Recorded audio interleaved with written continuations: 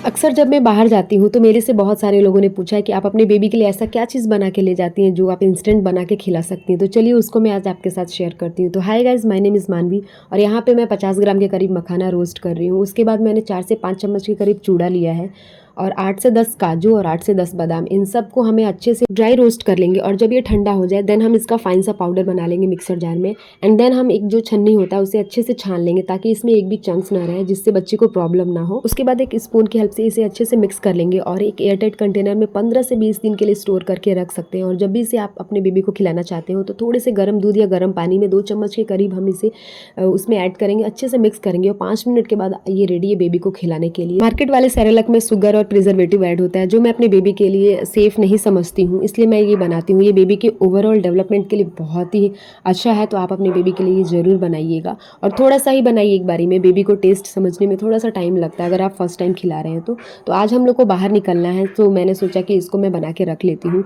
जिससे मैं अपने बेबी को खिला देती हूँ और उनका टमी आराम से 2 से ढाई घंटे के लिए फुल रहता है और वो बिल्कुल भी परेशान नहीं करती हैं। तो यहाँ पे हम लोग रेडी हो गए हैं और निकल रहे हैं। हम लोग निकल रहे हैं स्टेशन की तरफ, मैं और मेरे हस्बैंड, और साथ में है मेरी दोस्त बोले या फिर मेरी सिस्टर बोले शुभ्रा, और हम तीनों लोग निकल रहे हैं। तो मैं आपको बताती हूँ कि हम लोग कहाँ जा रहे हैं। हम लोग जा रहे हैं प्रयागराज। हम लोग का कुछ काम है वहाँ पे, मेरे हस्बैंड का कुछ ऑफिस से रिलेटेड काम है।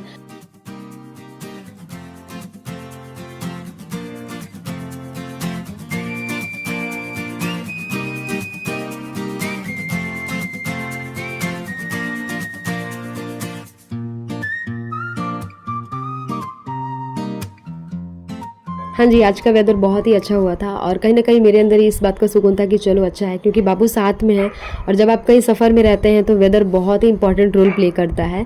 तो जिससे क्या होता है कि आप ज़्यादा एग्ज़ॉस्ट नहीं होते हैं और साथ में बच्चा है तो बहुत ज़्यादा कुछ सोचना पड़ता है।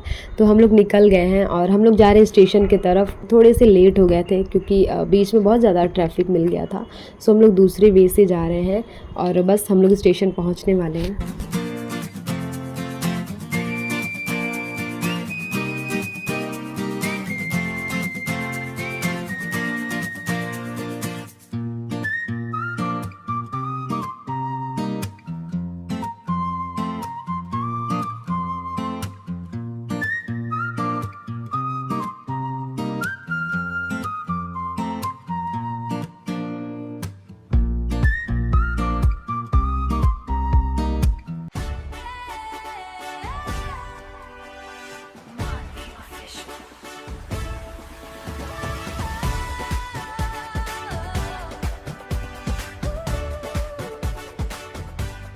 हाँ जी, हम लोग पहुँच गए स्टेशन और हम लोग की ट्रेन लगी हुई है, आप देख सकते हैं। और बस हम लोग कुछ देर अगर लेट होते तो ट्रेन हम लोग की निकल गई होती, लेकिन ड्राइवर भैया इतने अच्छे थे कि वो दूसरे रूट से लेके आ गए और फाइनली हम लोग की ट्रेन मिल गई और हम लोग बैठ गए अपने बर्थ पे। यहाँ पे बाबू मेरे साथ बैठी हुई हैं और आप वेदर देख सकते हैं। यहाँ पे आप देख सकते हैं व्यू, जो बहुत ही खूबसूरत लग रहा था।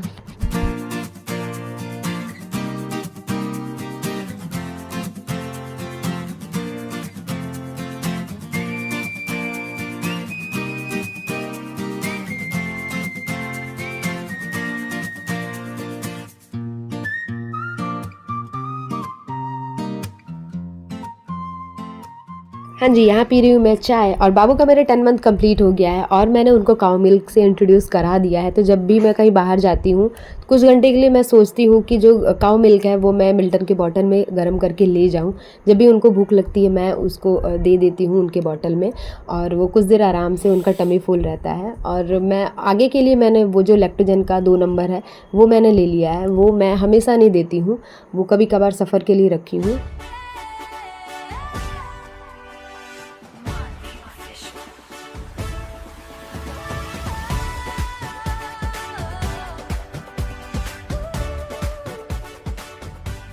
बहुत सारे लोग मेरे से बोलते हैं कि आपका बेबी सफ़र के दौरान आपको परेशान नहीं करता है, तो सी रिज़ल्ट आपके सामने है। मेरे बेबी का मैं टमी फुल रखती हूँ, डायपर उनका टाइम टू टाइम चेंज करती हूँ और वो सब उनके जो सराउंडिंग में वो सब चीज़ों को एंजॉय करती हैं। जो बच्चे होते हैं उनके लिए सब कुछ न्यू है तो वो सब कुछ एंजॉय करते हैं। तो आप बच्चे को एक कमरे में कैद करके नहीं रख सकते हैं। जब बच्चा आपका 6 मंथ के ऊपर होता है तो उसको सब कुछ जानना होता है, सब कुछ छूना होता है, सब कुछ पकड़ना होता है, सब कुछ देखना होता है।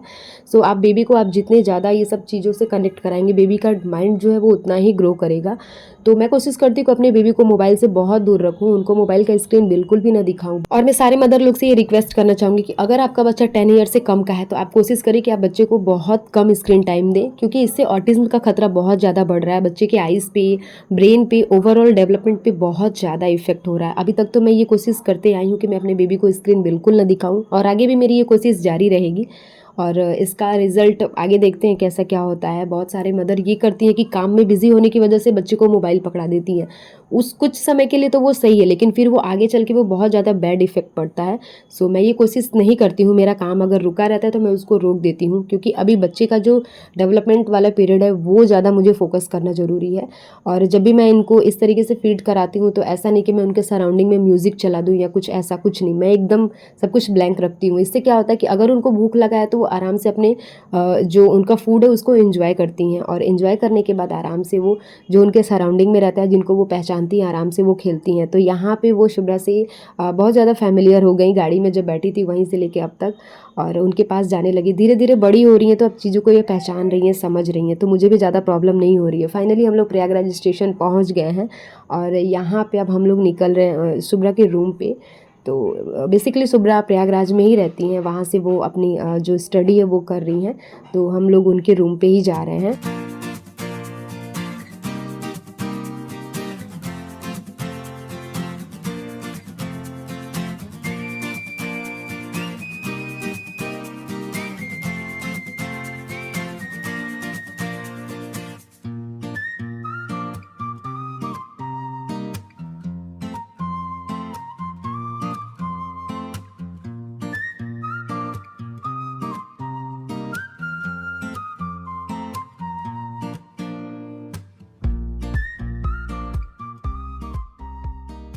पहुँच गए हम लोग रूम पे। चेंज वगैरह करने के बाद हम लोगों ने डिनर किया, और एक चीज़ मैंने प्रयागराज में नोटिस किया कि यहाँ पे मच्छर बहुत ज़्यादा है, जिसकी वजह से शुभ्रा ने मच्छरदानी लगा दिया ताकि बाबू को प्रॉब्लम ना हो और बाबू आराम से सोएं।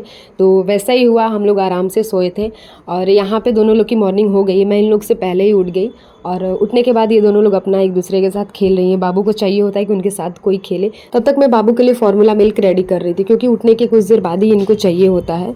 सो मैंने सोचा कि जब ये उठ गई हैं तो मैं बना के रख दूँ, अदरवाइज़ ये रोने लगती हैं। और फिर उसके बाद हम लोगों ने शावर वगैरह लिया, एंड उसके कुछ देर बाद हस्बैंड अपना निकल गए ऑफिस के काम से। और यहाँ पे आप देख सकते हैं कितने अच्छे से इस चीज़ को डेकोर शुभ्रा ने किया हुआ है, तो ये मुझे बहुत प्यारा लग रहा था। बाकी यहाँ पे मुझे एक चीज़ ये अच्छा लगा कि यहाँ पे मैं मैक्सिमम घरों में देखी कि बहुत ज़्यादा इस तरीके से प्लांटिंग किया हुआ है, और ग्रीनरी मुझे चारों तरफ दिख रहा था। मुझे बहुत अच्छा लगा, क्योंकि इससे क्या है ना कि वाइब भी चेंज होता है और वेदर पे तो थोड़ा बहुत इफेक्ट पड़ता ही है। तो यहाँ पे मैंने मैक्सिमम घरों में देखा कि इस तरीके से प्लांटिंग किया गया है, और बहुत अच्छा लग रहा था। क्योंकि अब जब मॉर्निंग में जब आप सो के उठते तो सामने आपके प्लांट दिखता है, तो वो चीज़ बहुत अच्छा लगता है। तो इसके एकदम बालकनी में सामने ही दिख रहा था, ये चीज़ मुझे बहुत अच्छा लगा।